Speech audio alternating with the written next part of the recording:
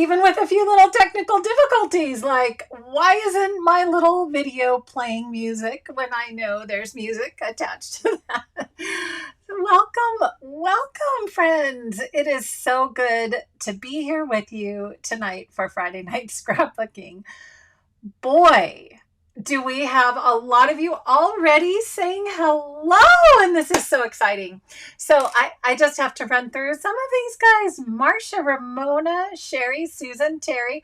Oh, and thank you for the thumbs up and the hearts, and that just fills my heart. And happy St. Patrick's Day. I wore my green shirt. You can't pinch me, okay? So I've got green on. Happy St. Patrick's Day. Mary's here, Susan's here, Yoli, Sheila, Anne, Lisa, Terry, Julie, Belinda, Ricky's here, Barb is here, Angela, Ruth, Chrissy, Carol, Angela, Gwen, Amy's here, Mary's here, Peggy, Annette and Shirley, Maria, Karen, Debbie's here, Kathy's here. I love seeing all your names, you guys. I just do. Thank you for being here today. Liz is here. Sue, Krista. There's so many things I've got to go back and read because I was just dealing with some technical difficulties before we got on. All right. Well, welcome, Carolyn, Lynn. I know you guys are all here. And thank you, Mary, for saying hello. I just love it. Love it. Makes me so happy to see your names and faces here with me for Friday night scrapbooking. So tonight, here's what I want to talk about tonight.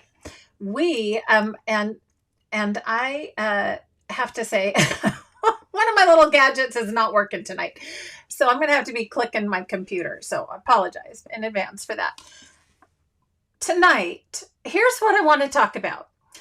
My favorite hacks, tips, and tricks. Okay, so I was getting ready for bringing you Friday night scrapbooking. You guys, this is always like, oh, what do I talk about? What do I do? How do I get prepared? And I hope it's going to be good. I hope they like it. All these things run through my head. And then what I realized, I had some ideas in mind. I wanted to share some of my favorite things that make scrapbooking easier, more accessible, and fun. That's kind of my thing. And so then I did some, I was doing some research. I don't always go to YouTube and kind of look and see what's happening out there. And then I realized, wow, there are a lot of hack videos out there. I mean, everybody's doing hack videos. Everybody's got hack videos. So I'm putting my own little twist on it tonight. So you're going to have to kind of stay tuned and see what that is, because you guys know I like different is better than better. So I'm not trying to be better than anyone else, but what I'm trying to do is teach you something maybe a little bit different, because that's where, that's the sandbox I like to play in, is different.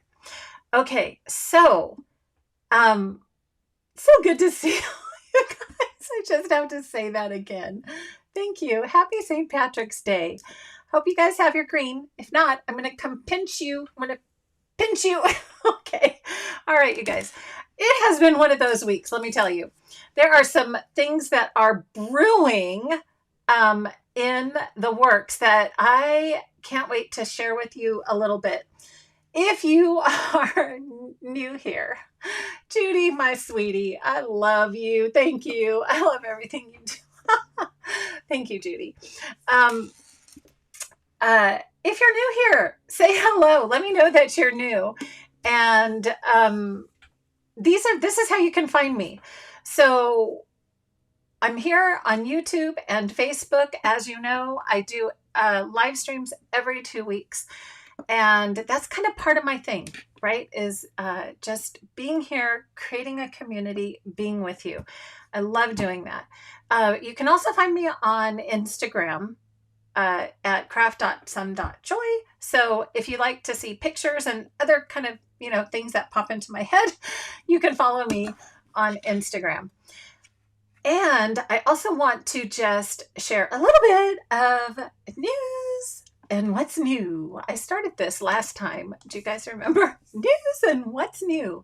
So there's been just a lot going on here in this craft room. And you guys, if you could actually see like outside there, you'd be like, oh my gosh, her room's a mess. Why is she doing Tidy Up Tuesdays? Because yeah, it's been crazy here. Let me just tell you. So one of the new things that is new is, let me see, I have to go this way, is there's a brand new promotion. Look at that. Okay, so just came into my inbox today.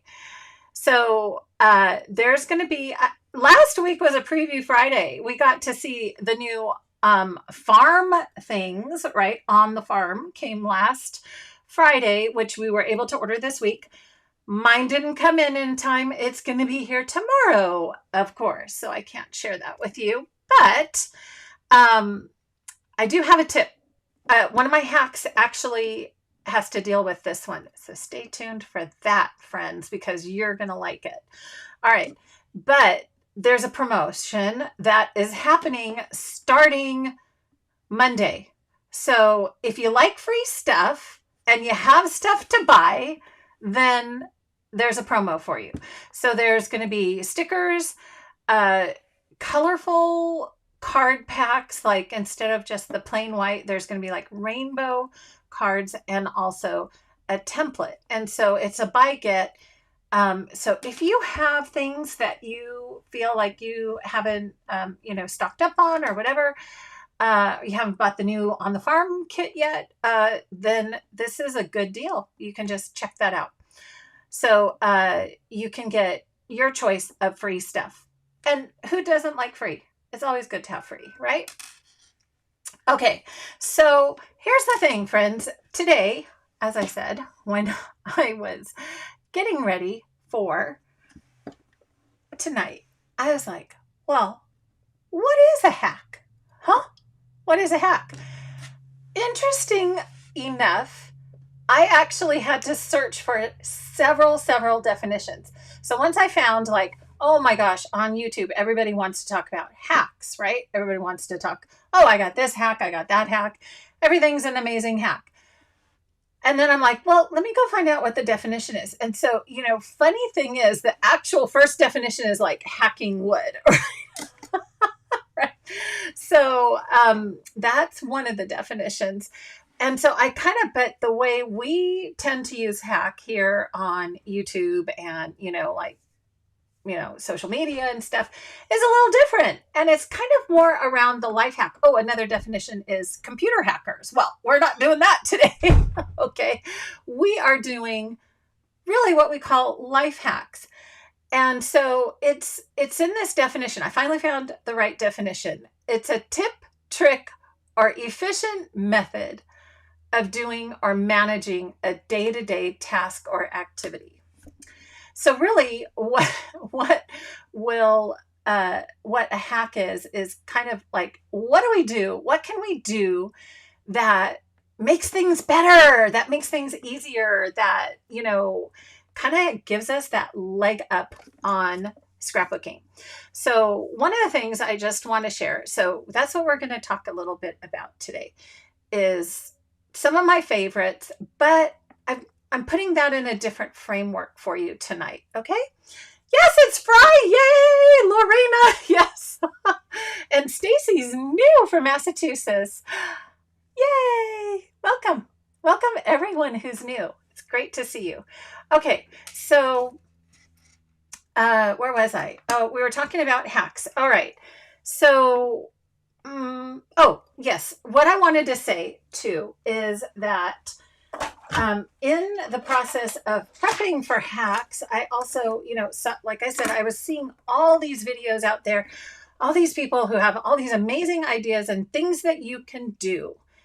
And so I was thinking, well, what can I do? Because I don't want to be, repeating the same stuff over. So one of the things I wanted to just mention to you is that part of making things easier and making an efficient method of doing and managing your things, that's kind of like that's kind of like what I do. That's my whole reason for kind of starting my YouTube channel 3 years ago was we need to make scrapbooking easier, more accessible, and fun. And how do we do that? We do that by removing roadblocks for you.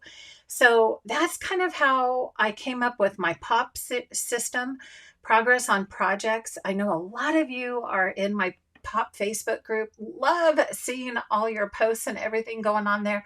A lot of you join me for my pop crops, which are once a month. It's a 4-hour crop. It's pretty amazing to see all you guys. We're live via Zoom. These are the things that I do to support you in your scrapbooking adventure. So being here and then being here consistent every 2 weeks on Fridays, that's what I do. I'm here. I show up. I help you. I try to remove those roadblocks. I try to make things easier for you. And that is a little bit of what we're going to talk about tonight too, is, kind of how do we do that? What are some of my favorite things to, kind of keep in mind as you're in your scrapbooking journey? But just always remember the big picture is the process, using my 3 tips for quick, easy, fast pages, journaling, snap to grid, blocking, color blocking, and embellishing with purpose. Lauren, let's think of those 3 things that you talk about all the time. Those are my 3 tips, right? Again, to me, that's a hack. That's a hack. That makes things more fast, easy, more efficient in our scrapbooking process. I also, have things like workshops and my website and all that good stuff to support you along the way as well. Okay, so Yudi says, I'm already doing hacks.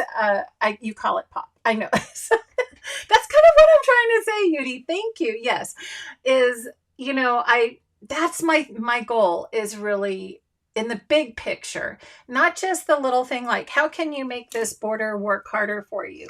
But really in the big picture, how can we scrapbook quicker, easier, faster, and with a little more fun? So, that's my goal. Content, workshops, lives. Oh, and customer support. Just a quick tip, you guys. If you are a customer, tomorrow I'm going to be going live in my customer Facebook group, and you don't have to be part of the Facebook group. You don't have to be on Facebook. You have to be a customer, and I'm doing my my customer giveaway, my customer appreciation event tomorrow at noon. So stay tuned for that. I'll be live in my VIP customer group. I get asked a lot, how do I get in the group? I don't let anybody and everybody in. You need to have shopped with me with my Creative Memories link in order to get in the VIP group. If you shop on my shop, my my retired product shop, that's not the same thing.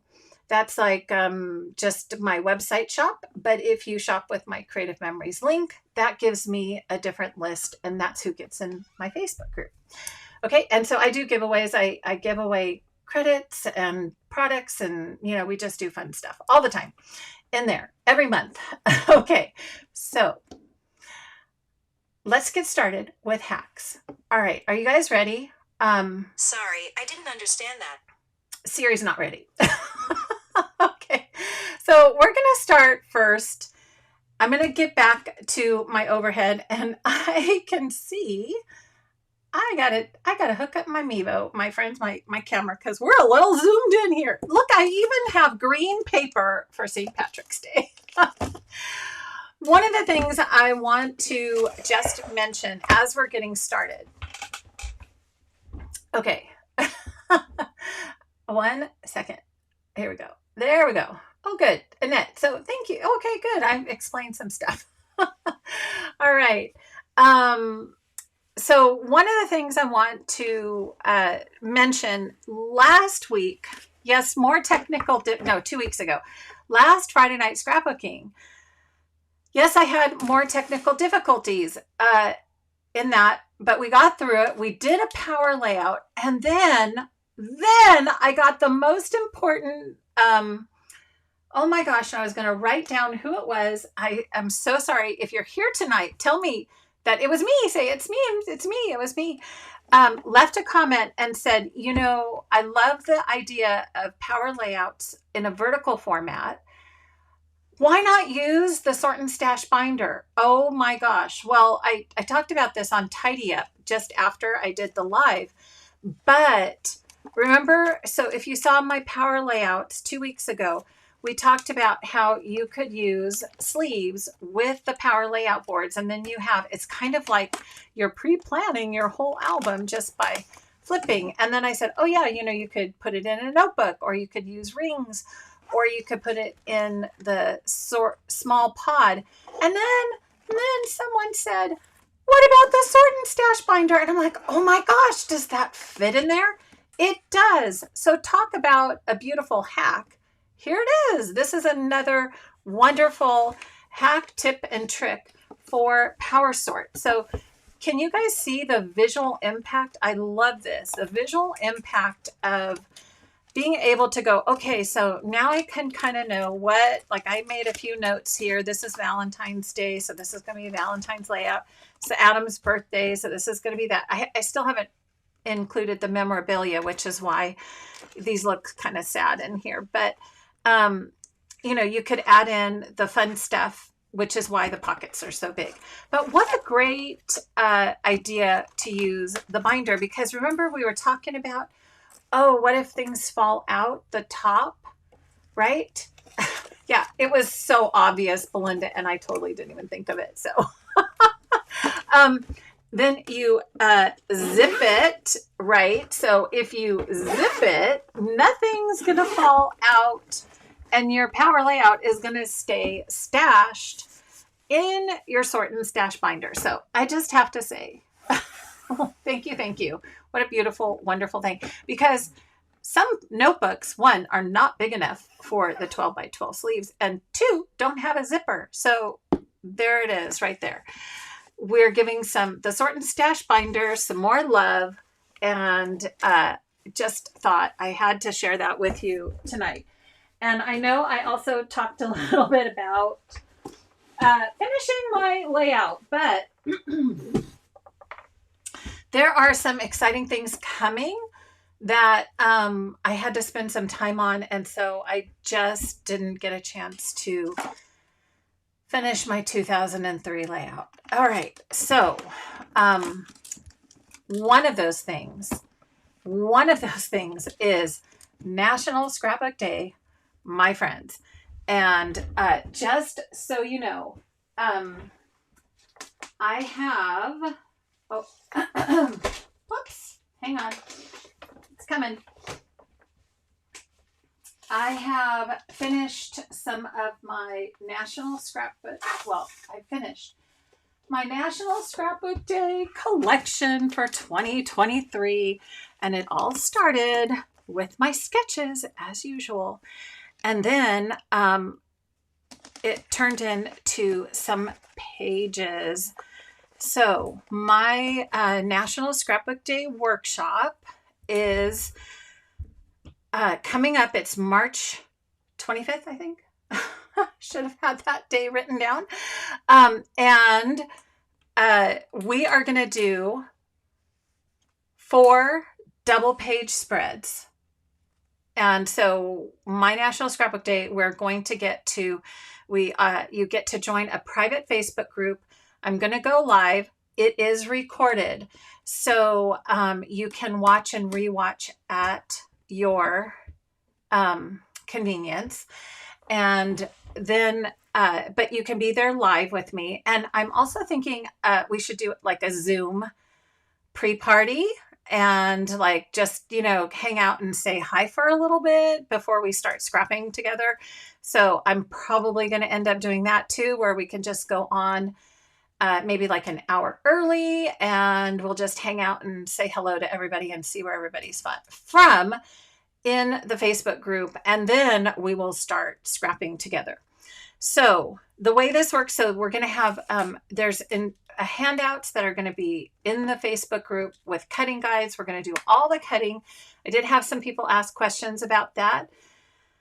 Um, we're going to do all the cutting together, and then we're going to actually build these pages together. Now, let me just mention, I went off the reservation. So the kit that comes, the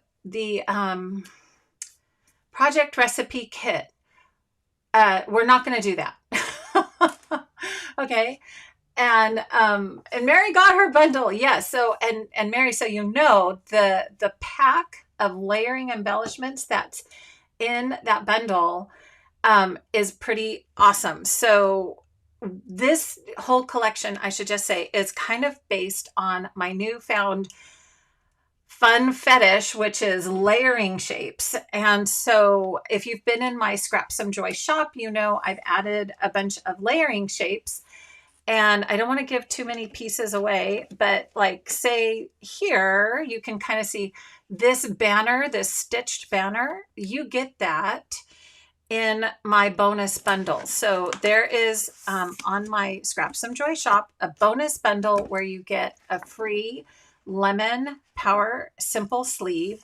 And then in it, you get 2 accessory paper packs, my layering shapes, and a couple sheets of cardstock that you'll need to make the layout. So my goal was you should have absolutely everything you need. If you buy the customer bundle and then the bonus pack.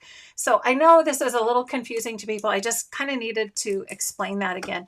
Like one of the layering pieces is this gorgeous, gorgeous doily, which I can't wait to share that layout with you. And then there's a bonus layout that Kylie and I are going to do on YouTube on the 25th, a little later at 5:00 p.m. And then I had, there's actually enough leftover that I even designed a bonus page. So you'll actually get 10 layouts. And there's plenty of leftovers. Like if you see, there's plenty of leftovers that you can do. If there's a project recipe layout or something in the kit that you like, or something that someone else does, like you might see some of Kylie's layouts, there's going to be extra. And I wanted you to have enough that you could just kind of do a lot of different things. So National Scrapbook Day is coming. So to do that, we'll be together in the Facebook group. You do not have to buy the bonus bundle. You don't have to. You can just wing it and you'll still get all the instructions and the video and, you know, the community in the Facebook group. So if you just want to come to learn the layouts, that's totally fine too. Okay. And in my shop, there's is where you can find the bonus. And right now these are sold out, but I'm just getting some more product coming in, the accessory paper packs. And then I'll be sending out the rest of those that people have ordered. Okay, so I just wanted to make sure you knew that. So 1 second here. Let me see if I can. Let me see. So yes, here it is. Here is National Scrapbook Day. It's base pages and borders. March 25th, we're going to start at noon Pacific. But like I said, I think we'll just do a little pre-party, okay? And start, you know, maybe at 11 and just hang out for a while, because what I find is I just want to talk to you guys and say hello and, you know, kind of socialize. And then and then we need to have time to get into it. And so, yes, Julie, there is a supply list. If you go to my website, there's supply lists. When you sign up for the class, you just click the what you need for this class button and it'll show you everything. So let me just quickly, I know we're taking a little detour here, friends. Let me just do this really, really quick, because otherwise I know I'm going to get a bajillion questions afterwards. Okay, so here's my website. You go to get just, so like if you're in Canada or in Australia, you can't buy my stuff. I know. So right here is National Scrapbook Day, NSD with CSJ. What you need for this class right here. You just click the plus and I have everything listed. Um, and the bonus supplies you can see. So it's 2 packs of the accessory paper pack, the layering shapes, which you'll have to improvise, and some white cardstock. Okay, so pretty simple, but other things are listed right here. And this is how you can sign up for National Scrapbook Day. The shop, my Scrap Some Joy shop, is under the shop button. This is all at craftsomejoy.com. Okay, and then you can find some of those goodies in the shop. All right, and I did add a few new things to the shop today, and I'll be adding some more tomorrow. Okay, let's get back down to business and do that overhead. Let me get rid of this guy and talk about, I have 3 kind of overview things when we're talking about hacks. 3 things I want you to keep in mind. Okay. Let's see. So, did I miss something? Okay, I got that. So it's the 25th. I hope I answered those questions. Somebody spelled something right. Yay! Julie says, is there a way to do the NSD class but use a different collection?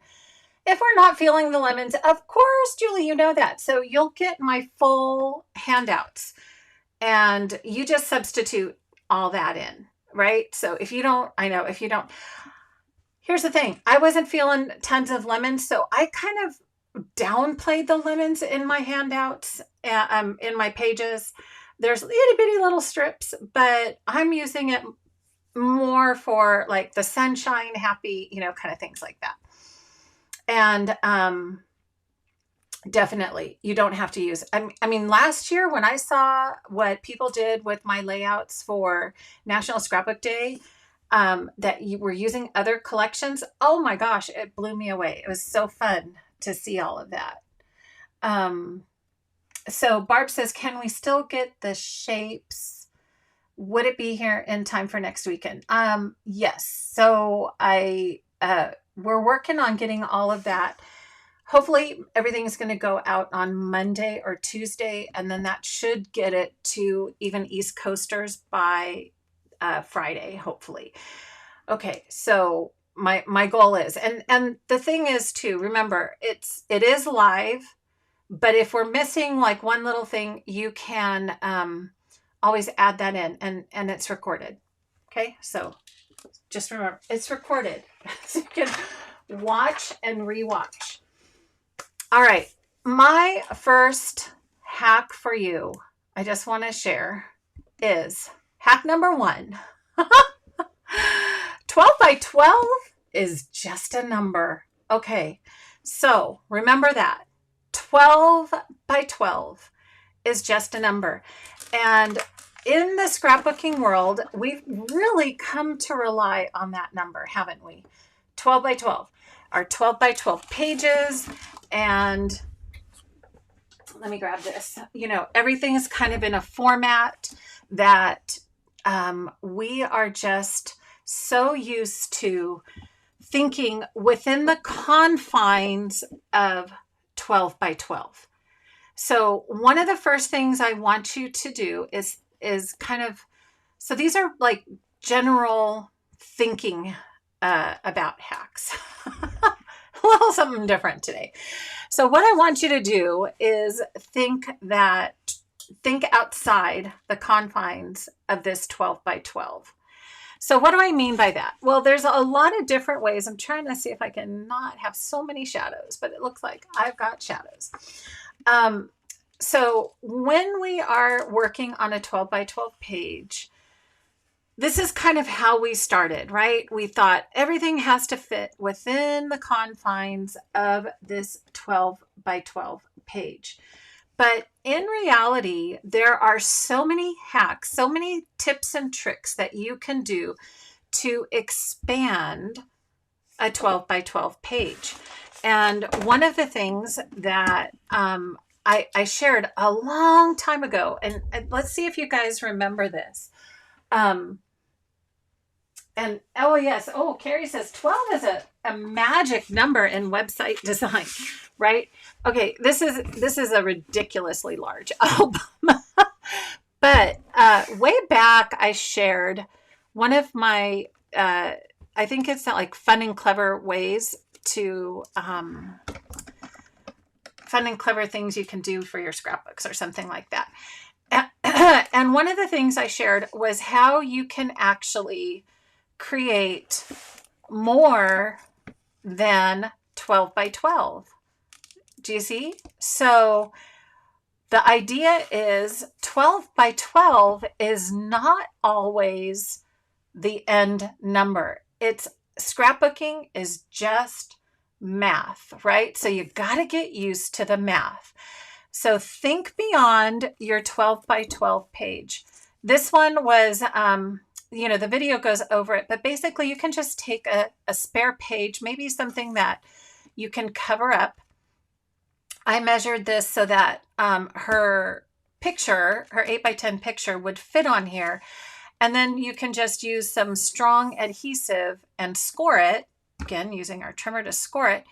Add that, and then I just, stuck a border on top and added that page. Now, you can do it with a small page. You can do it with a 4 by 6 page. You could do it with an 8 by 8 size page. You can even do it with a full 12 by 12 page. I have seen how some folks take and, basically you're going to cut the jeeping off this side, score it, add it to your page, and you can have a double fold out, right? And so maybe you're scrapbooking a family reunion and you want to have a double fold out page. So you want this to end up in here, right? You're going to have to cut your page protector a little bit, but you can basically just do that. Do you guys want to see? I can do this. Let's just do this really quick because I think you'll get, it might pop. It might make that pop when you see it. So think outside 12 by 12 because really scrapbooking is about math. So all I'm going to do first is just cut that jeeping off. Okay. And this is going to be my fold out page. And, there's different ways you can do this too. You can, do it however works best for you. And then you'll want to put in your scoring blade, right? So you want to take that out.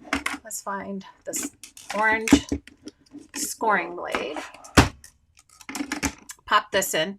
Haven't done this for a while. I wasn't planning on doing it, but hey, why not? Then we're going to just score this. I think let's just score a quarter inch, something like that. And pop that in. Maybe we'll just go right up here and create that score line. So this is thick. Remember, this is thick. So we're going to need to score that and then bend that over. Who has done this? I'm kind of curious. Who has increased the size of their 12 by 12 page? Sue says she's done a full fold out with 12 by 12 on both sides, and it was easy and unique. So Sue has done it, my friend Sue. Okay, so pretty easy. You can then score. Now what you're going to do, so I like doing it this way, where the jeeping is still here. So I can put a page protector on here. Like I said, you're going to have to trim that page protector just a smidge. And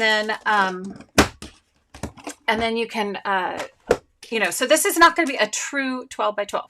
So what are we going to do now? We're going to grab photo tape. Oh, my little hanging things are all coming down. All right, photo tape. And we're going to put the photo tape on this scored edge. Mary's done it. Yes. Okay, who else? Kathy has done it a lot. Linda, Kathy on both sides. Yeah. So you could do, right, a gate fold out. Okay. So I'm just going to take some photo tape. Photo tape, remember, super sticky. You could use the extra strength crafting tape if that works for you. And just remember, photo tape, it's kind of loaded to one side. It's not in the center. So you want to just put that down on the one side where you have that photo tape. Okay, I'm just pushing that on. I'm so excited. Now I'm going to have like a 2-pager just waiting for me to fill up. This is going to be fun. And then you're going to need your scissors. And just, I'm going to trim that little bit off. So some of you, you've seen this, you've done it, you've used it, you love it. So that's so exciting to see. Okay, so 12 by 12 is just a number. And think outside the box for that, right? Okay, so then we're just going to add this right on here. And that is one of my favorite things to do, which is adding space to your 12 by 12 page. Okay, so bam, you're done. Just as easy as that. Now I have this pretty awesome fold out. Now, what are some other ways you can think outside the 12 by 12 box, so to speak? Well, we can do the same kind of thing with 6 by 12 Peekaboo Pockets, right? How many of you have used this 6 by 12 Peekaboo Pockets? This is an awesome way to add, inches, square footage, so to speak, to your layouts. You can do your gatefold 12 by 12 here and do that. And so these fold out, or you can have two, one on each end, right? Whoops, I need a little more room. Hang on. Move this one over here. And here you see the layout. There we go. And so you can have these two out here like this. Peekaboo Pockets, I just have to say, I know I've not, I owe you guys another Peekaboo Pocket video. And the thing is, I keep coming up with fun new ways to use Peekaboo Pockets. So I'm going to do a video for you, I promise. But remember, these are a couple of my favorite ways to use Peekaboo Pockets. So again, thinking outside of 12 by 12, right? So here, remember, everything's math. This is a 5 by 7. And then I took two 4 by 6s and I pulled them apart so that they sat right underneath that 7-inch, 5 by 7-inch Peekaboo Pocket. Okay, so now what I have is, this was one of my favorite things. So I'm working beyond the confines of a 12 by 12 page. How am I doing that? Because I'm mixing a 5 by 7 and then I printed my photo at an 8 by 10, right? So let me see. Yeah, so this is 5 and this is 5. So I printed an 8 by 10, trimmed it down to a 7 by 10, and then cut it in half. And now, do you see how it looks like it's this continuous photo? So again, I'm using more than the confines of a 12 by 12 page. So here's a 5 by 7. Here's two 4 by 6s. I didn't want to leave it in the format of a 4 by 6. I wanted to spread it out to a 4 by 7. And then, so this is just a fun little gatefold on my Peekaboo Pockets where you can see in order to kind of use that extra space, I just added some layering and embellishments, right? So there again, think outside your 12 by 12. Here's another one that you can do. This one, I did a video on this. This was a Scrap With Me video. And this is where I took two 5 by 7s and I turned them into a 7 by 7 square, right? So again, doing kind of a gatefold technique on Peekaboo Pockets. I know I'm going to get all the good stuff on Peekaboo Pockets together. Don't worry. And then spreading those apart once again and using the 7x7 square, printing those photos and making that continuous, even though it's cut, right? So do you guys see that? How you get to see some more photos from our trip on the inside, but the outside just looks like it's one 7x7 square. This is another technique, just adding some visual interest in a Peekaboo Pocket to layer within a layout as well. And don't forget your fun little tabs that you can add to your pages. Okay, so again, think of your math, think of numbers, think of ways to expand outside of 12x12. So you can do that with your actual scrapbooks, your scrapbook pages like we just did here, just making a 12x12 and turning it into a 12x24. You got a lot of real estate there, right? And then do that. Okay, so what else can we do? We can think, so remember your Peekaboo Pockets. Lots of fun we can have with those. Another thing I want to remind you about, one of my favorite all-time tips is matting. Okay, and a lot of times I have shared how I will take a 4x6 photo and I will just cut a strip at 4.5, right? So to me, that's a hack. I take this, I cut it at 4.5, and then that perfectly mats, some photos, and I can just add it right to the layout. But what if you want to get the most out of a single sheet of 12x12 paper? So I want to remind you, there are 3 different cutting techniques for a 12x12 to get mats and kind of the fun shapes out of your paper. So the first one is we're going to start with a 12x12 and we're going to get 4 5x7s. So how do you do that? You start with your 12x12. You're going to bring your paper over to the 5. Sometimes people have called this making magic mats. Have you done this?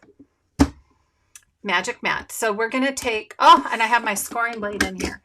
I can see the orange in there. I'm going to put my straight blade back in. So magic mats, we're going to start for 4 5x7s. We're going to start with a 12x12 paper. Put it at the 5-inch mark. We're going to come down to 7 inches. And there are numbers on the side there. You can see, and the blade, remember our blade has that white line. You could also, I just had my, here's the 7-inch. You could also kind of line that up there. It doesn't have to be perfect. Doesn't have to be perfect, right? And so Kathy's like, yes, I've made magic mats. Awesome. All right. So then you're going to rotate your paper. I love magic mats. Sometimes we forget about this. We have to be reminded, right? And don't you love the green? Green for St. Patrick's Day. So now we're going to rotate the paper, and now I'm going to go to the 5-inch mark again, and I'm going to stop at that 7. Okay. So bring that housing unit down right till you've got your 7. Okay. We're going to rotate again. Did I do this the right way? Yes, I did. Okay. Rotate again. Start at 5. And now we're going to cut the 7. We're going to rotate again. Go over to the 5. And now we have 4 beautiful 5x7 mats, right? Gorgeous. And a little square. Great use of paper, right? So how about our other favorite matting, which is, we all use mostly, a lot of us use 4x6 photos, right? So how can we do this kind of thing with a 4x6? Well, what we have to do is we have to trim our paper down in order to get 4.5 by 6.5, because we want to mat 4x6s. Okay, so we're going to trim 1 inch off. Now you could also use this as a border maker if you want. Like you could just punch a border. But I'm just gonna make this 1 inch trim. And then you're gonna and then you'll rotate and you're gonna trim 1 more inch off. So basically you want to end up with an 11 by 11 inch square, right? So we're not starting with 12 by 12. We're starting with 11 by 11. And then we're going to use that magic number 4.5 because we've got a 4x6 photo, right? So we're going to go from 4.5 to 6.5. So just slice that down. Whoa, I think I went a little too far. That's okay. Let's turn it. And we're going to go 4.5. And I'm going to start at 6.5 and go up. There we go. There's a 4.5 by 6.5 mat. I'm going to turn again, 4.5. There's our second 4.5 by 6.5. Turn again, and 4.5 by 6.5. And oh, look, I didn't quite cut that all the way through. So you can just take your scissors and snip that off. Boom. Okay. Now you have 3 4.5 by 6.5 mats and a little square and 2 1 inch strips. One is a 12 by 1 and the other one is an 11 by 1, which great. You can use those. You guys remember this? Is it coming back? Do you do this often? Let me know. Do you do this often? I hope you do.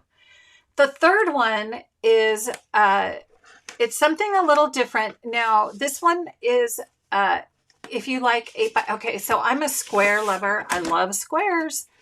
I do love squares. So this is going to give you an 8 by 8 square, and it's also going to give you 2 4x6s, not 4.5, but 4x6s, and 2 4x4s. So we're going to start again with a 12 by 12 and full sheet. We're not going to cut any strips off. And then we're going to cut a 4 inch strip. So again, let's do our math.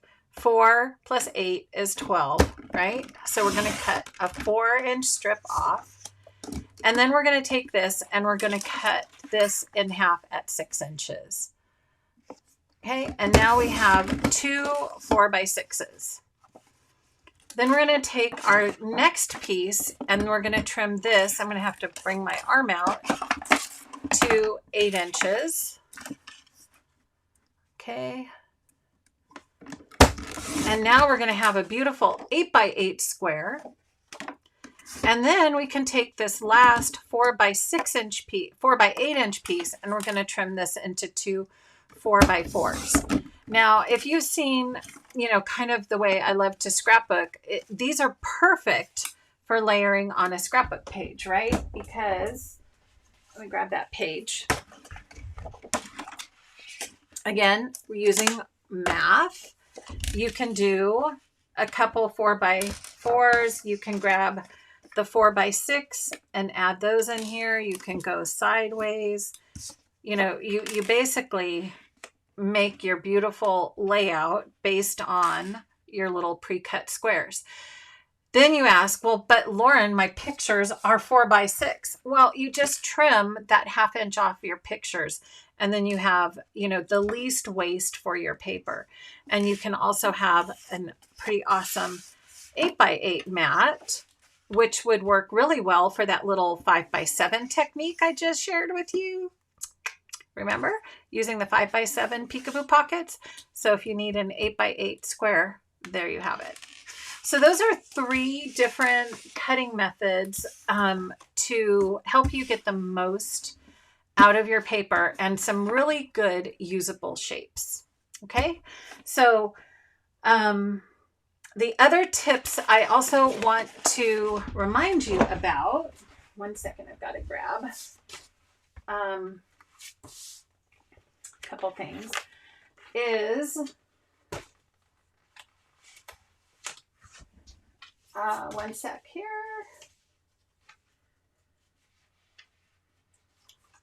That's not it. Where is it? Where is it? Where is it?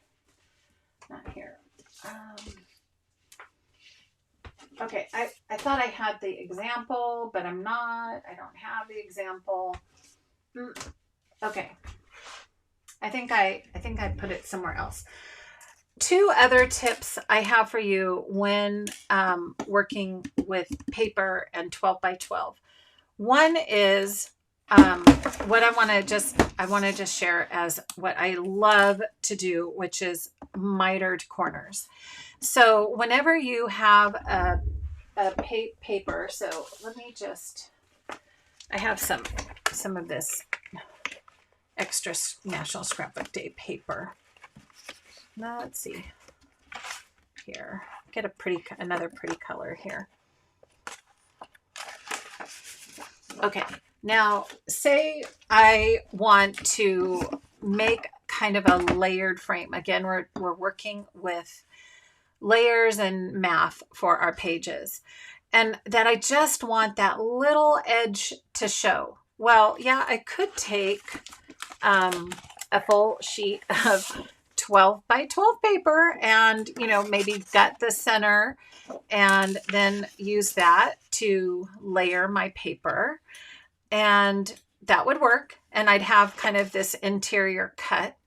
But if you followed along enough, you also know one of my absolute favorite things to do is to miter cut. And since I'm just going to reuse this piece we have here. So here's another hack. I'm just going to hold that down with a Post-it and cut this in half. So now I have 2 1/2-inch strips. You guys, Post-its, they're definitely a part of your craft room. And then we're going to take, of course, you're going to do this 4 times, right? And we're going to take these little edges and put it on the 45-degree angle. Last year for National Scrapbook Day, I did a lot of miter cuts, didn't we, friends?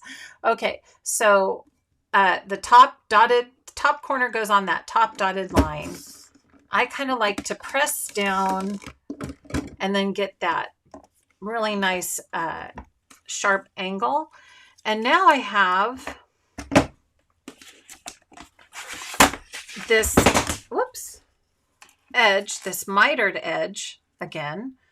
Instead of using an entire piece of paper, I can just use, this is 1-inch strip, right? So I could use 2 inches of paper, create the other 2 miter cuts. And now, when you layer, you just don't see those little edges, right? You just don't see them. You don't see them. So miter cuts, another favorite way of looking beyond 12 by 12 and just dealing with 12 by 12 full sheets of paper.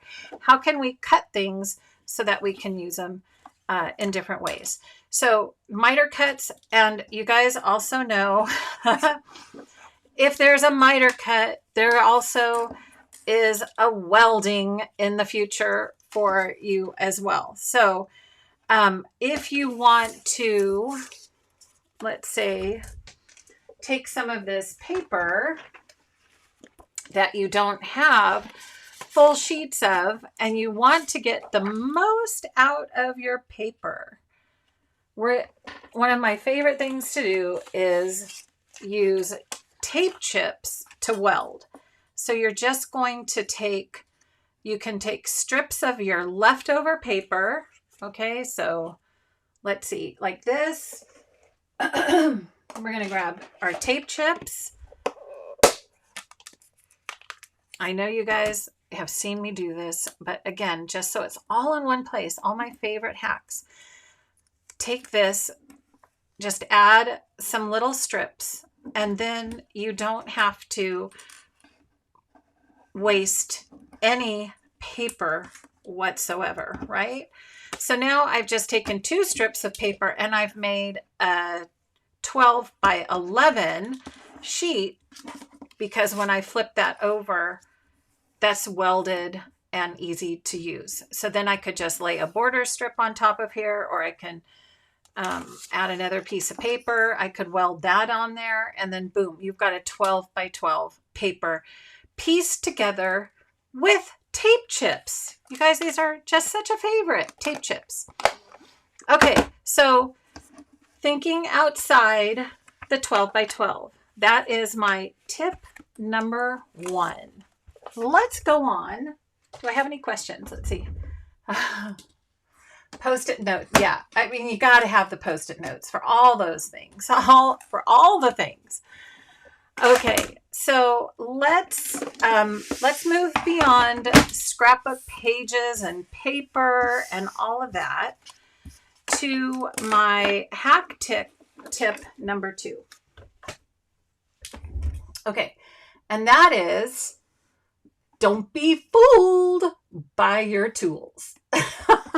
Okay, let's not be fooled by our tools. And Lauren, what do you mean by that? Oh, well, I'm telling you, we have our standard tools, right? We have our standard 12-inch trimmer, our personal trimmer, and our cutting mats. But I'm always looking for a good hack and what we can do to make scrapbooking simpler, easier, and fun, right? So how can we take our tools and go, well, we can get more out of our tools than what it actually, the way they come to us in the box. So one of the things that people have asked is, Lauren, how can we have these big old numbers on the side of your trimmer? Well, that helps me when I see that housing unit with the white line, if I have to stop. So if I'm gutting a page and I need to stop at 10, I see that big 10 right here, because what happens is this blade right here with all the numbers on it, that gets covered up by the housing. And so you can't really see under here that that's a 6. But if you line it up here with the white, you go, oh, there's the 6 right there. So they were over here on the left-hand side, but I wanted them over here on the right-hand side.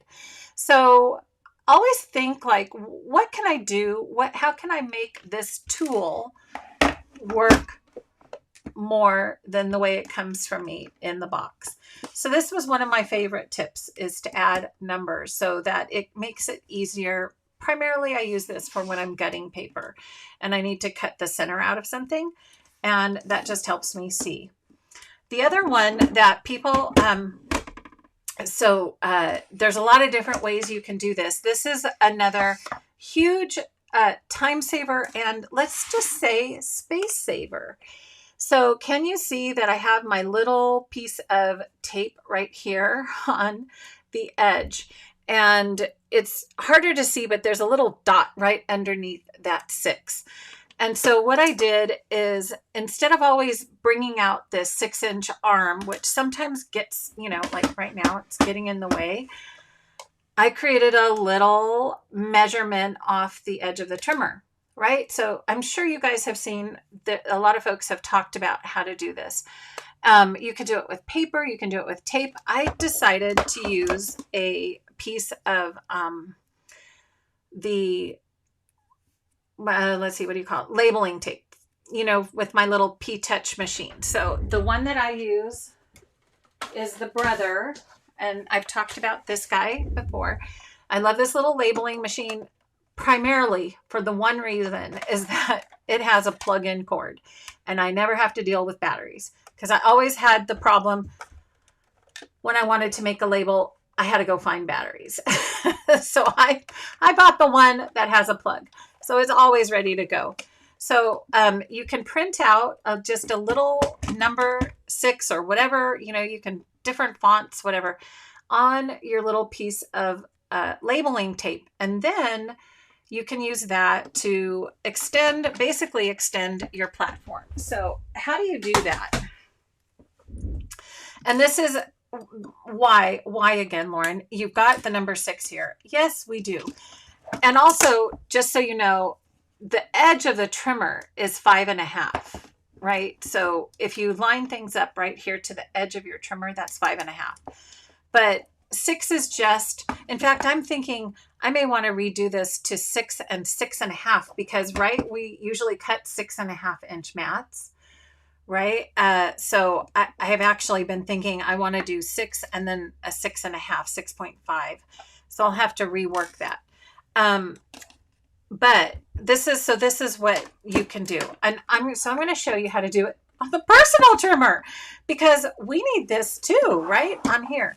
So one of my original hacks, again, I cannot read these little numbers down here. They're white and small and bumpy. So once again, my labeler, taking my label, put those numbers big so you can see them.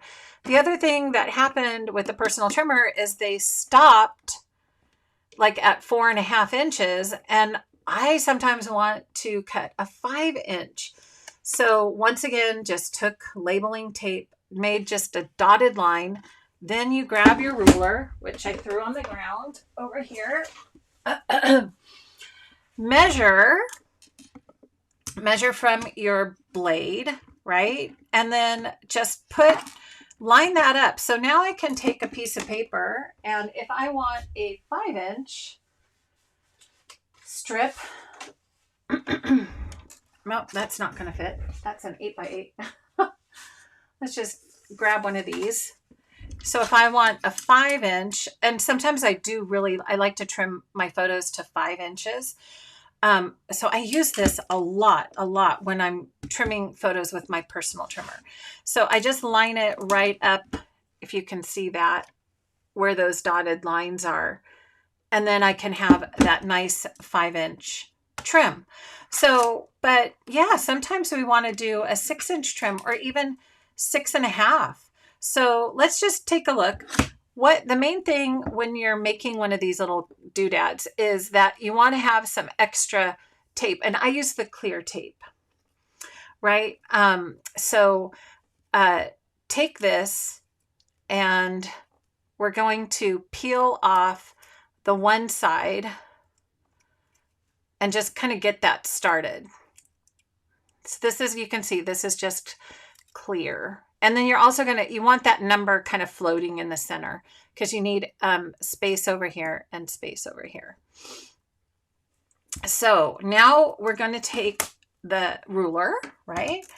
Put it at the 6-inch. So I'm going to line up 6 inches right here. And basically, so now I know I'm going to tuck this under. I know that, oh, I forgot to do something. Hold on. First, we need to make our little line so we know where we're going to put this. So just make your little mark under the 6.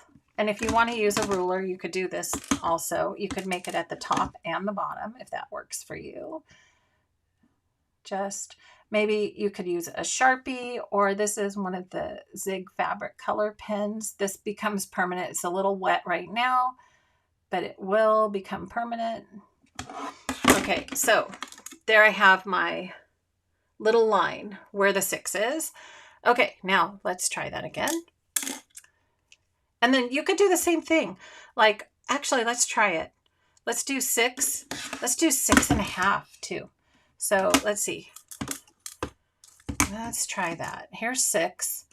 So basically, I'm just going to want to line that up on the 6. Let's do 6.5 right here. So if I wanted to cut a 6.5 mat, or cut, something, a piece of paper down to 6.5, I could do that too. So I'm going to line this up, and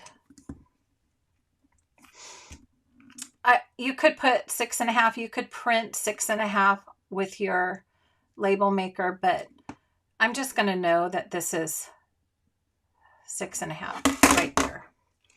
Okay. We're going to let that dry for a second. And now we're going to measure. Okay. So you can see this is a bit of a little hack. You've got to get in there and do a little work, but it's going to be a time saver, right? If you've got your little trimmer, and so you don't have to bring out the big trimmer, or you don't have to have extra room, so on and so forth. So I'm going to get this down, and now what I want to do is create that underneath here. So I want to line up that 6 inches. I want to make sure that's at the edge right there. Okay. And it might take a couple times to get that in the right place. Oh, I think I have it kind of. I probably need a different ruler. Let me get this. Let me see. Maybe a smaller ruler. Here we go. There we go. So I want that 6 to be there. Yep, I need to move it over just a little bit. But you guys get the idea, right? So you have the sticky part. It's clear. It's not going to get in your way. And I still missed it. Okay, it's got to go over just a little bit more. I'm pulling off the other tape about right here. Okay, so once you fiddle with that and get it where you want it to be, right there, 2 inches off. I'm still not in the right place. Holy cow. Okay, come on. Let's just do this the right way. I'm going to get here. I know. Let's do 6. We're going to line this up. Let's get serious now. Line it up at 4. And then I'm going to move this over to here. There we go. Okay. Now I have my 6-inch measurement. Again, do it so that it works for you. I'm going to take the rest of my tape off, and then, excuse me, I'm just going to cut that. And you can do a lot of different things. You could leave your paper on the back of that. But one thing I realized is if you just put some lotion on, I know this is going to sound weird. If you just put some lotion on and then let that stickiness kind of get some of the oils from your hand, you're going to make that unsticky pretty quick. And then it's just, so this will be stuck, and then this part will be not sticky. It won't stick to stuff once you just kind of put some of your, hand oil on there. So now you have a little extra 6-inch, 6.5 little hack to your trimmer. Now, originally, I should also just mention, one of the ways I hacked this personal trimmer is that I used the drawer and I used it upside down like this. And then I did the same thing where I used these lines and I said, line that up with the edge, but you can see it gets a little temperamental. And then you can draw a 6-inch line here and use that as your base for your photos, for trimming your photos. Okay, so a couple ways you can use and get a little more mileage out of your personal trimmer. The downside is you can't use your drawer because you're always turning it upside down. Okay, and hopefully someday we will have a trimmer with a 6-inch base, or maybe 6.5. That would even be better. Okay, so yeah, okay. Let's see. I love that with the 7x10 picture. Okay. I think I got your question. And let's see. Sue says, my question is, why in the world do CM and other manufacturers not make the cutter platform 6 inches? Right. Or 6.5. I'm saying 6.5 because that's like, to me, the magic number. You always want to be matting your photos at 6.5. So I guess because they want us to come up with some hacks on ways to use it in different ways, right? So yeah, you could put this down here. You could line it up with the 5. Mark a, I think Lorna was saying you could mark a 5-inch. Mark this at 5 inches, and then we could always move it up. That might be a little better. I've not tried this with the personal trimmer before. This was kind of a new thing. So I'm just going to mark 5 inches, an inch here. So I just put a little 5-inch mark here. And then, yeah, I could put that right on the 5-inch mark up here. And then that just extends 4, 5, 6, 6.5 right up off the top.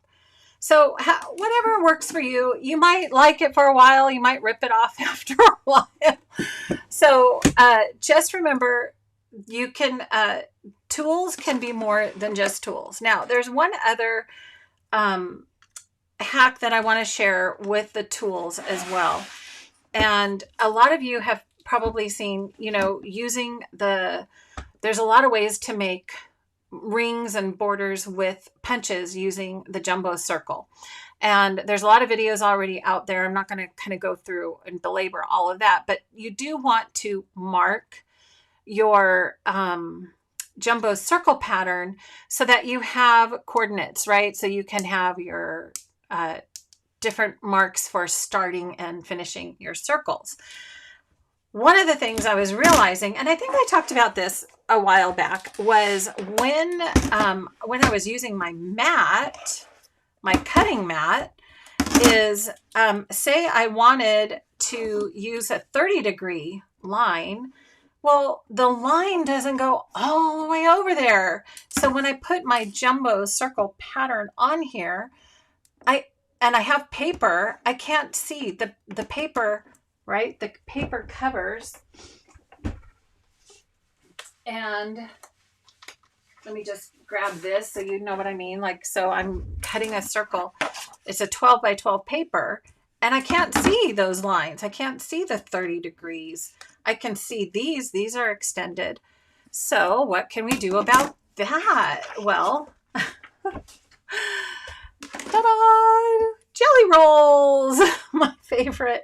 These are in my favorite labeling pen bundle. I love jelly rolls. And these are also great for making mistakes. I should just share that with you. I didn't have that tip written down, but you guys, I love this. I love this. So if I am writing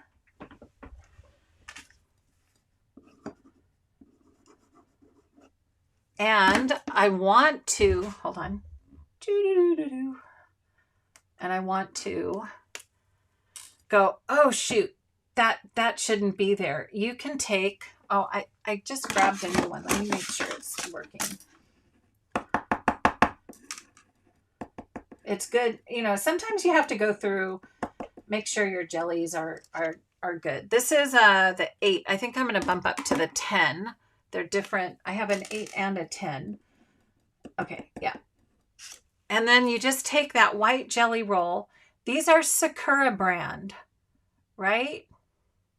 So they are archival, just like our pens.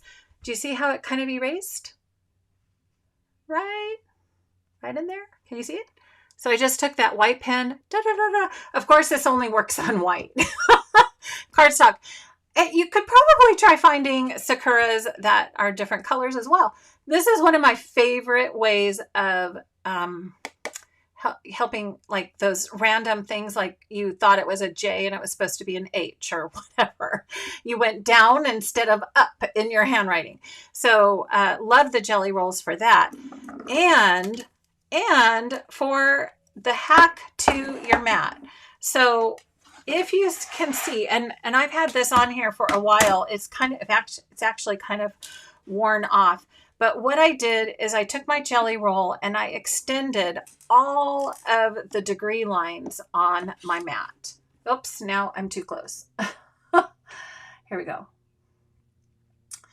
Okay, so before, you know, it stopped here, and yeah, wow, I can see they're really kind of wearing off. So I need to redo this. And what we're going to do is grab that ruler again, and it's just that easy.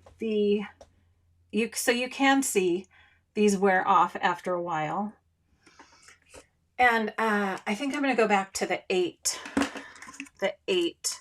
It's about the same line width and not the 10. The 10 is good for fixing mistakes.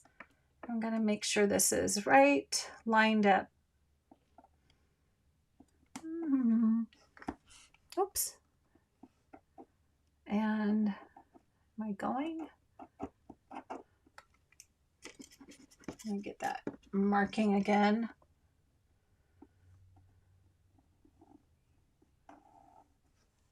I'm not sure it's coming off. Oh, I wonder if it doesn't like, sorry if my head's in the way, guys. You can kind of see. I need to get a little better in there. Oh, maybe if I turn, oh, now I'm smearing it. Okay, now I got to get, oh, now I got to get a cleaner. Hold on. Where's my cleaner? Oh, I missed it. Okay. I smeared it, so let's try that again. Okay, so this one actually, there was like a branding box here, and I realized I wanted the whole line to continue, because if you're working on different size circles, okay, why isn't it working? There we go. My jelly roll is not participating. There we go. So now you can see that went. Let that dry. Don't smear it like I did. So let's just, you know, rotate it away from you, and then you can extend your degree lines with your jelly roll. You could also try the Posca paint pen, but you know, these were working. Yeah, now it's working. There you go. See how nice that extends, that white line? So then rotate away from you so those have a chance to dry. And then use that extension.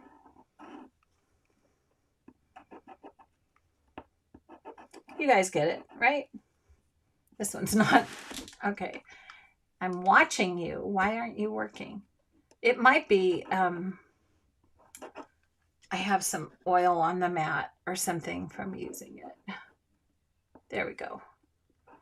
So just, you know, you might have to grab a little piece of paper, get the ink rolling with your jelly roll, and then come back and mark it. There we go. So now you can see. Let me show you that a little bit closer. So once you have those extensions, okay, so here I drew that one in through there, drew that one, drew that extension. This one, you can see it wore off, so I need to redraw that.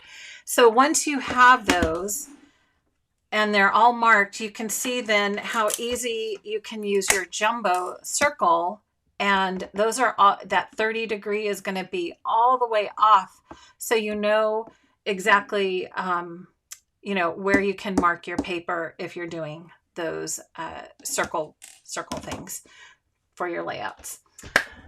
Okay, and a whole room. And Donna says, yes, I know, I love jelly rolls. You know, they have all kinds of really fun ones. So, let's see. Julie says she's forever needing the 5.5-inch measurement on her personal trimmer to cut her pictures down to use 4x6 mats. I agree. I can't believe they don't make them with enough. I know, to cut 4x6 pictures. I know. The 5.5. Okay, so Julie, I would then definitely say we could put another line right here, right? Especially for photos, like you said, because we're cutting that down. So make another line right here. And so we do 5, 5.5, 6, 6.5, and it's all just kind of taped out, and a hack for your trimmer. What do you think? We could try that. Okay. So that.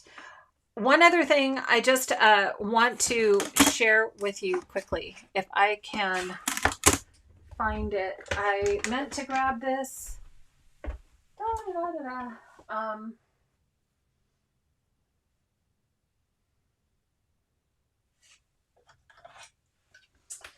I know some folks. Where's the new little? Where did I put the lemon slice? The lemon slice. The lemon slice. Like I said, you should see my room. It's a mess over here. Is it in here? Ah, here it is. Okay, so remember that, again, tools are more than just tools. So when you look at your tools, think, how can I make this work the hardest for me, right? That's kind of the idea. And so one of the things I want to share too is border maker. And of course, there's videos and videos and videos on this. I did a whole video on the different types of border maker cartridges and, all the different techniques. There's techniques galore on how to use your tools. But one of the things I think is so fun is to, here we go, is to think that you can use your, I'm going to have to grab this one, use your border punches in more than just an edge punch. So say this is designed to be an edge punch. You could punch that as an edge, right? But you can also play with folding. And we've done this before on Friday night scrapbooking, right? Where you can fold your, I'm going to go ahead and score this. Fold your paper. I don't know that I have this cut at the right size, but we're going to just play with it here. And I don't know if anybody's tried this with the lemon slice. You could do it with the sunshine arches. I think that one's called the lemon slice. You can do such fun things, but the idea is to fold your paper. So there's two ways of looking at your border maker cartridges, right? So I'm going to need my Post-it hack again in here, but we're not going to bring it all the way to the edge. I'm going to bring it in a smidge. And, you guys have to do all the measuring. I'm just guessworking it on a little scrap paper. But you guys have seen this, right? Ah, I think I need another Post-it. I'm just making a mess of this right now. Here. I should have just used a bigger piece of paper, but hey, I'm committed already. Okay. Let me just put the Post-it there. Okay. So Post-its, another favorite hack. Whenever you have a small piece of paper, you just add a Post-it to it, and you can use that with your border maker system. And way back, we also said, you don't have to use your border maker system the way it was originally designed also, which is to punch all 12 slots, right? And I'll remind you, I showed you how to use the, what my white lines on here are for is to make kind of a frame with your border maker. Okay, so let's see if this is in the right place. I'm just guessing. This is folded. I'm going to put it in here. It's close enough. Okay, so we're going to punch. The idea on this technique is that the folded edge is going to stay attached when you unfold it. So that's the whole trick to doing this technique. Boom. Okay. So you can see how you could do the same thing with the border punch like this. So the whole trick is that this edge stays intact. And then voila, right? You open it and you have a whole new design to your border cartridge, right? So we're thinking beyond, hacking beyond what it was meant to do. But isn't that a pretty border, right? The lemon slice makes a great design. I love it. Love the design for this. So this is using the folded technique, right? And then you open it, and so you have to have a punch that's going to hold that pattern together. And then the other part of that is to use this the other way, the opposite way. So I'm just going to kind of quickly share what you would do for that. So this one, and again, you do all your measurements so that this comes out the right way, friends. But for the sake of demoing. So now I have this punch on the edge. Now what I want to do is find, let's see, I think we're going to just cut it. You'd have to measure, is it about a 1 inch, I think? Let's see, how much is this? This is no, it's ½ inch. ½ inch. So we're going to cut this at, can you guys see that okay? We're going to cut this at ½ inch. Is that right? Ah, my scoring blade's still in here. You guys, well, when I do this, you'll know which technique. No, that was wrong. Got it on the wrong side. Okay, let's do, we're going to punch it again. Okay. Punch, and then we're going to turn it, and we're going to cut this side. Yes, there we go. Cut. We want this to be, yeah, at the 1 inch, not the ½ inch. So whatever the pattern is, right? Now we're going to flip it over, and of course you can do this in a full pattern as well. And I'm just guesstimating. But you guys know the technique, right? So now you're taking an edge punch and you're making a full circle to it. There's a trick to that. I'm not gonna say that was exactly what you're supposed to do, but you guys know what I mean, right? So look at your patterns. You could do the same thing. I've seen that done with this Border Maker cartridge as well. It's beautiful when you make that a double. So, you know, you just have to play with the measurements and make your punches work harder for you. So there's a lot of things, a lot of tips and tricks, a lot of hacks that you can do with your, oh, I should show you. Oh, look at my little dustpan. Isn't it cute? I'm going to sweep up my bits of pieces, and this is a free gift when you order from my shop, so check that out. I just have a limited edition of these, but are they so cute for National Scrapbook Day? So these I just got in. I added them to my shop, so you may end up finding one of these in your order if you have ordered with me. Okay, so inside, outside, and then one more time, I want to share the layout here that I shared with the Peekaboo Pocket. And here I did the frame, but I did not punch the number 1 slot.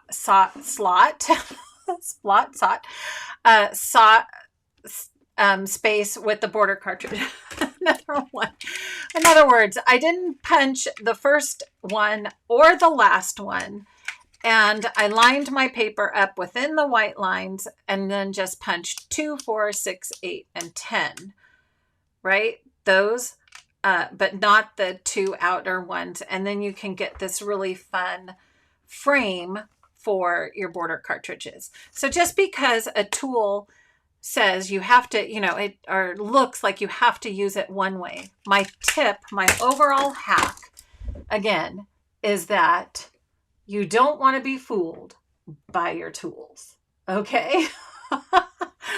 So there's a lot of things you can do to make your tools work harder and smarter for you, right?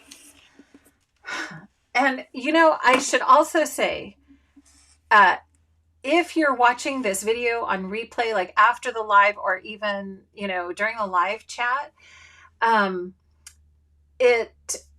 I would love to hear your hacks too. Like, try this or do that. Or, I'm always open to trying and failing, but, there's a lot of different things you can do. So let's see. Citrus or floral, depending on how you use it. Exactly, right? I mean, this looks nothing like a citrus slice, I don't think. It's just kind of a really cool pattern. Really neat way to use it. And remember, I just used a scrap of paper because there are Post-its, and Post-its are always handy in your craft room.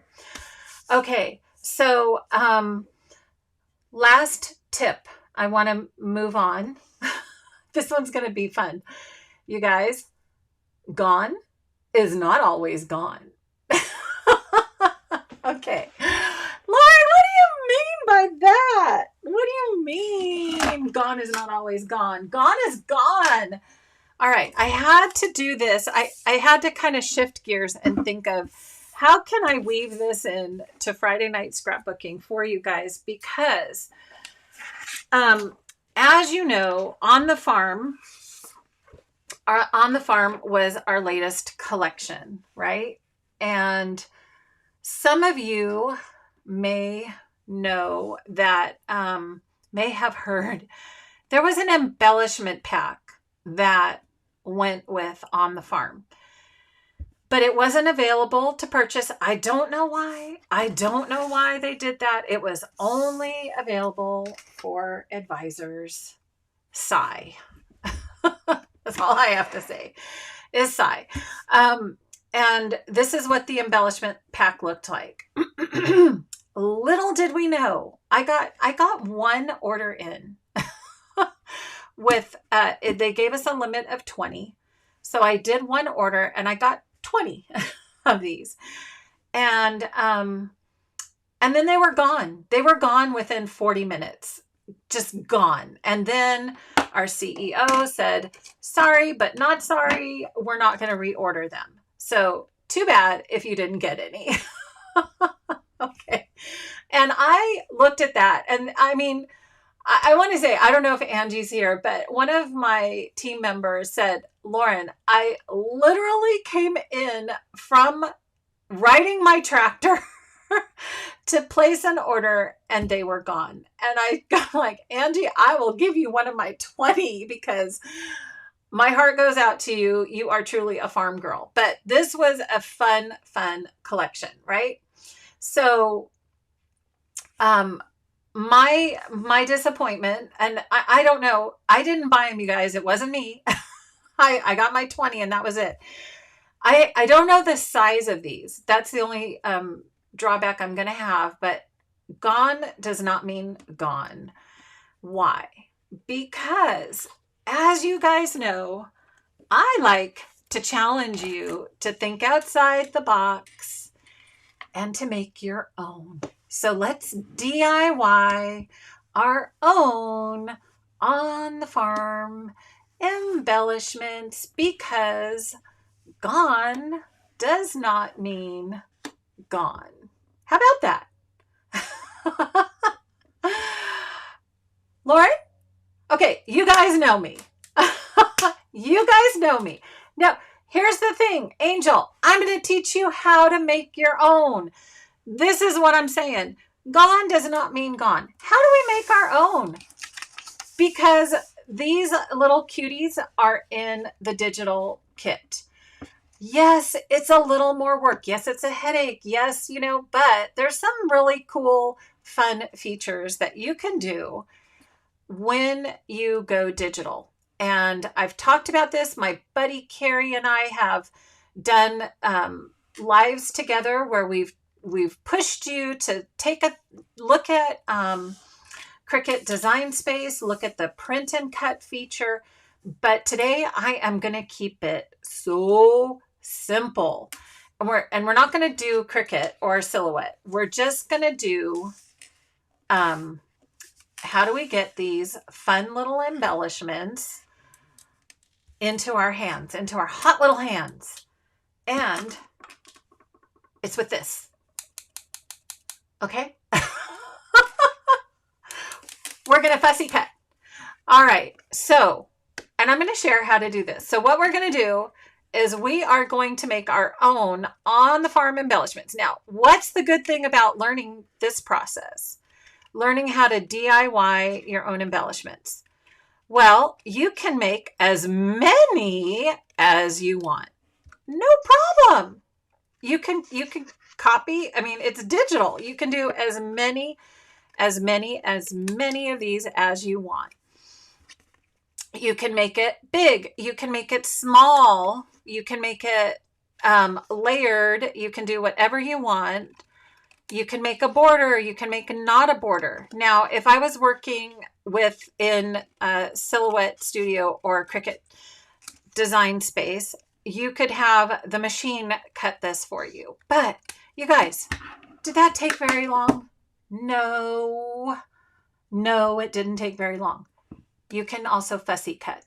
Sometimes it's relaxing to fussy cut, and you can just grab your scissors and do it. And now you have your own on the farm embellishment. Now, what else can you do?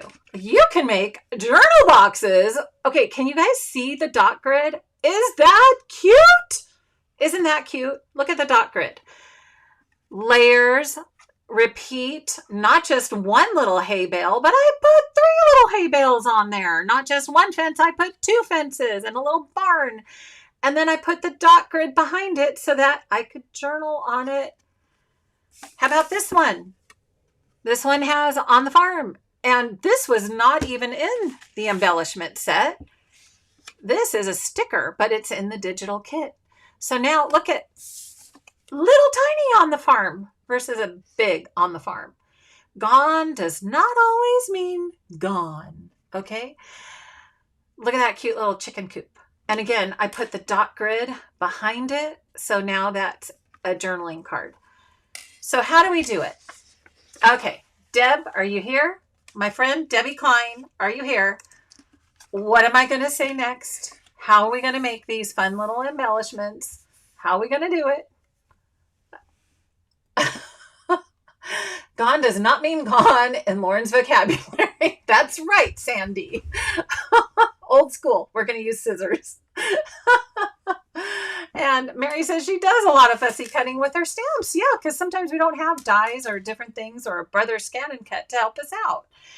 So if Deb's still here, she would tell you we are going, yes, we're going to open up Canva.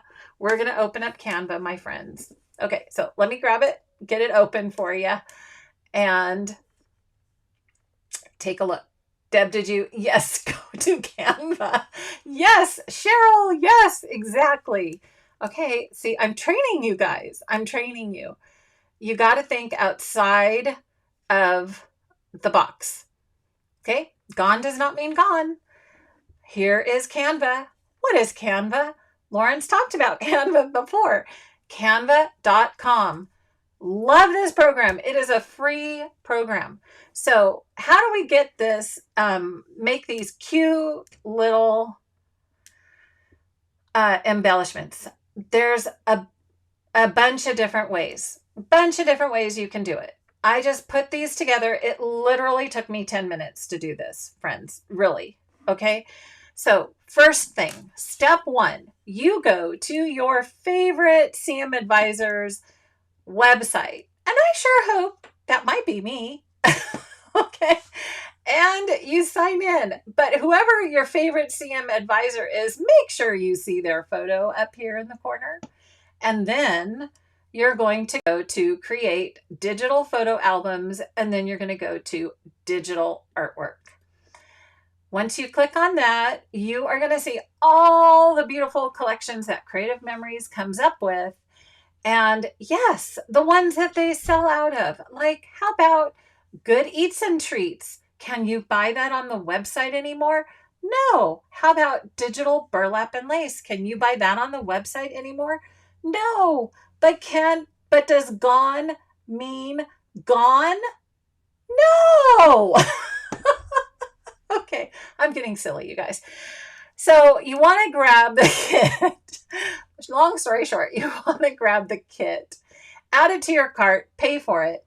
And then what happens is it goes into your account. Okay. You click on my account and then you go to my download products right here. So sometimes these digital kits come in. Oh, and by the way, CM holds on to those for 2 years for you in your account.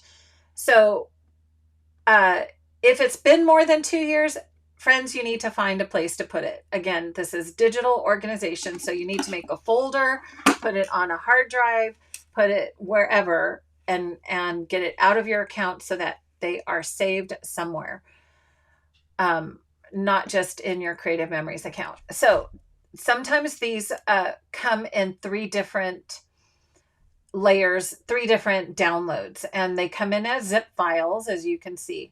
So you can see here's the paper pack, here's the map pack, and here's the elements pack. So truly, all you do is click on that little blue link once you've purchased your kit, and then it will tell you it's downloading. But I've already done this, so obviously. So then you go to your downloads folder. Okay. And you can see that you are going, so this is unconfirmed, but I already did download it. It's right here. Okay. So we're just going to fast forward that. So here's the download. Now I have 2 of them. So I'm just going to get rid of that one. Double click. When you double click on that file, usually it extracts your zip file. And then you'll see a folder open right here. I'm taking you step by step. I know some of you already know how to do this, but some may not. You click on the elements folder, and here's all those elements. Okay, they're all right here. Now, how do we get it into Canva? So now they are sitting in my folder, in a folder in my downloads folder for now. Okay, and then I want to put them someplace where I can actually print them. So again, canva.com, super easy. So what you want to do is bring up one of the, let's see, I haven't imported the chick. Look at that cute, darling little chick. So you can drag and drop over here and it will upload. You can click the big purple square and then pick which element, or you can also drag it directly onto a page. Okay, so I'm going to add a page. And so I'm going to hit those. Let's see. There's the chicken. There's the chick. Let's bring the cow. So if I want to put the cow directly on the page, I can just drag it. Bam. It's directly on my page. But it also goes into my little uploads folder over here on the left-hand side of my Canva program. Okay. So one thing I forgot to mention is when you can get a free Canva account. I love Canva. I use Canva for just about everything. But when you go home, you go to the home page, you're going to click this purple button up here, create a design. So this is going to work whether you print at home or whether you print with a service, Walgreens or CM photo printing. You can do this with that as well if you don't have a color printer at home. So you're going to create a design, and then you're going to go down here and you're going to hit custom size.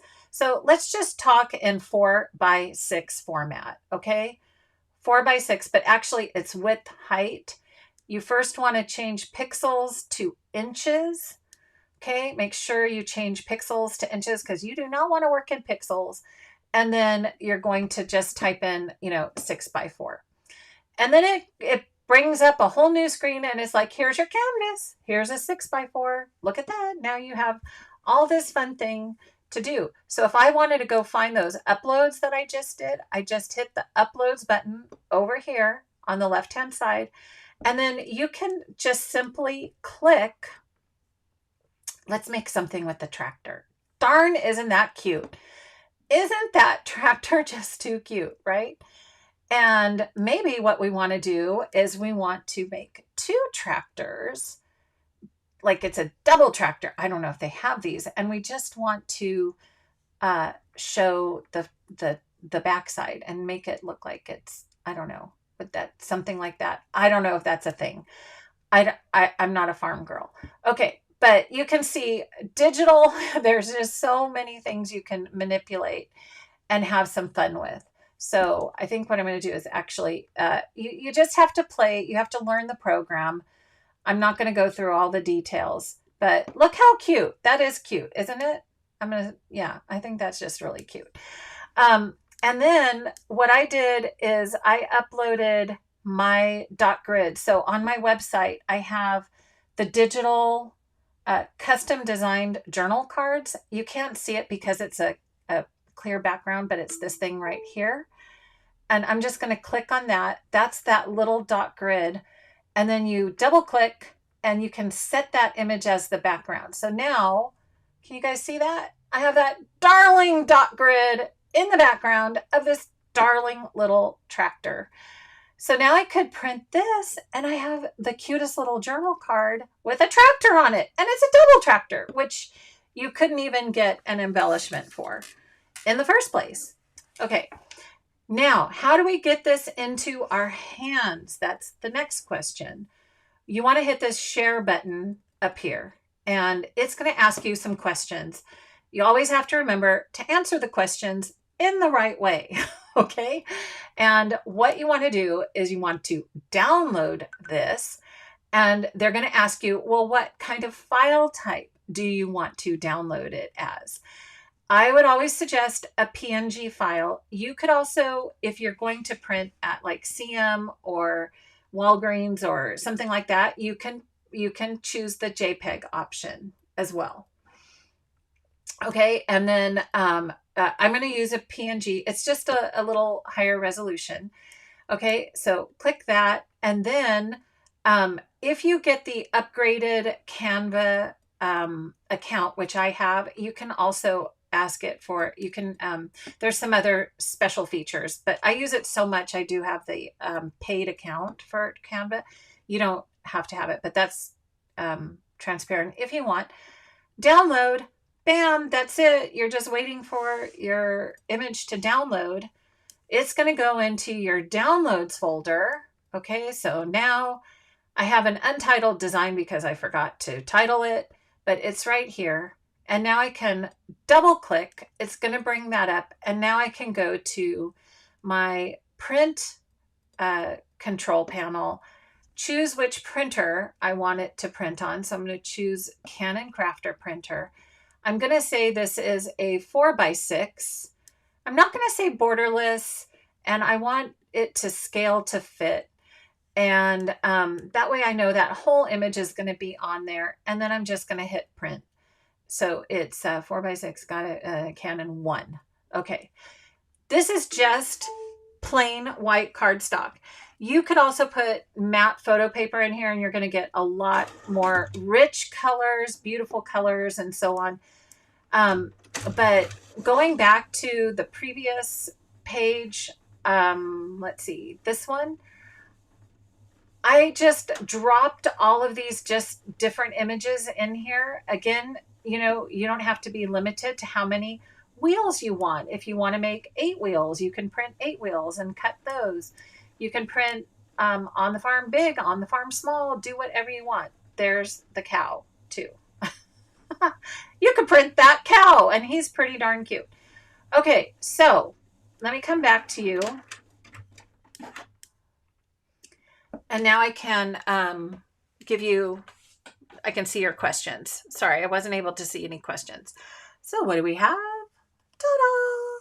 a tractor journal card with the dot grid on it. And isn't that cute? Can you see the dot grid? I hope you can. There. Like I said, the colors are a little muted because this is just plain white cardstock and I don't have, it's not photo paper. If you print on matte photo paper, you're going to get a beautiful, rich, clean image with the Canon Crafter printer. If you send this, so now if you save this as a JPEG, you could send it just like a 4x6 photo to wherever you get your pictures made. And then you could fussy cut. Now, I don't know that I'd want a picture format for a journal box. You know, that's why I just used plain white cardstock for this. Okay. So do you guys get it? Gone does not mean gone. You can DIY your own super cute embellishments. Look at that. I use a heavy 110 pound cardstock. I just keep a stash. So like if you've ever ordered anything from my store, I actually just put some printed dot grid. I love dot grid. Another thing, like why can't we have just like oodles of dot grid? I just added those to my store. So to the shop. So if you want to just grab some dot grid journaling cards, again, it's this really super thick cardstock that I use for that. Okay, so questions. Wow, so cool. I love it, Linda. I'm glad you think so. And oh, Shirley, great tip. She's used Office Depot to print on cardstock. Yeah, so go to your favorite office supply and you can print there. And then, yes, on Cricut, do you have to download as the SVG? No, you don't, Lorna. You don't have to download as an SVG. You can pull the CM artwork directly from your downloads folder directly into Cricut Design Space or Silhouette Studio. And then when, you know, kind of when you go through that process, it'll ask you, do you want to cut this or do you want to print and cut?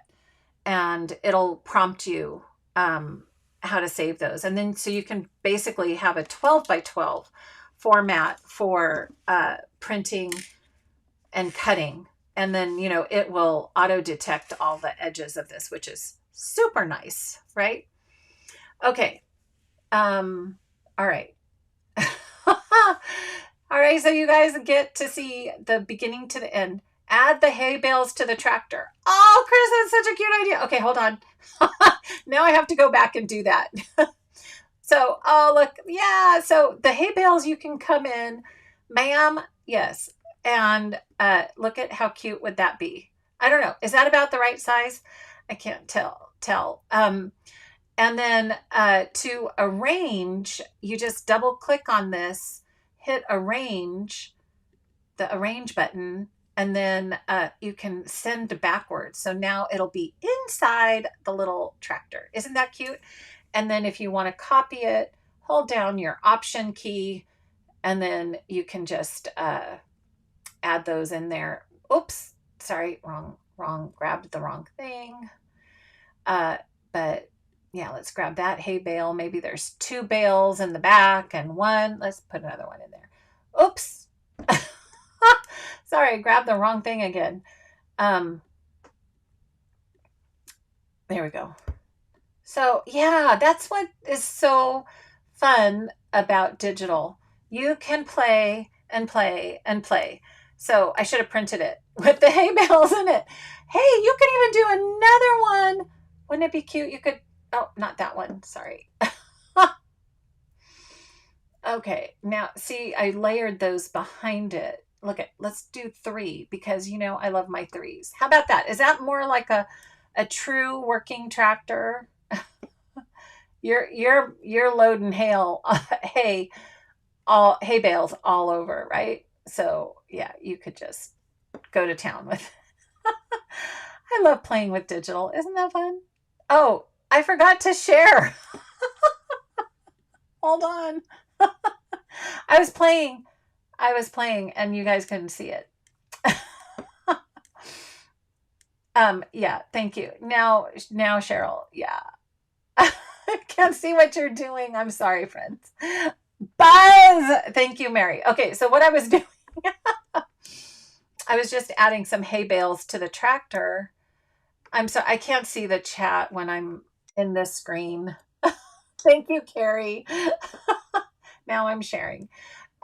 So you double click arrange this, and then you can send backwards. That's what I was sharing. So now that sits behind the tractor. See that? And then yeah. So I did that. Oh, hold the option key down and you can duplicate your little hay bales. And so now you have a tractor with lots of hay to tootle around with. Isn't that fun? Okay, so many possibilities. Chris says she loves the hay bales. Yeah, I don't know if I sized them the right way. Straw bales, actually. Thank you. See, I'm a city girl. I need help. Okay. Um, yes, Cheryl, it's always recorded. You can always watch the replay on these. So no worries if you want to rewind and go, what was it that Lauren just did? Okay, so friends, that is that is it. If you missed Tidy Up this past week, by request, I talked about how to scan and organize negatives. So you can find that on my YouTube channel and on Facebook. Check it out because it's a whole different process. And if you're interested in seeing how do you do that, there's a tidy up on it.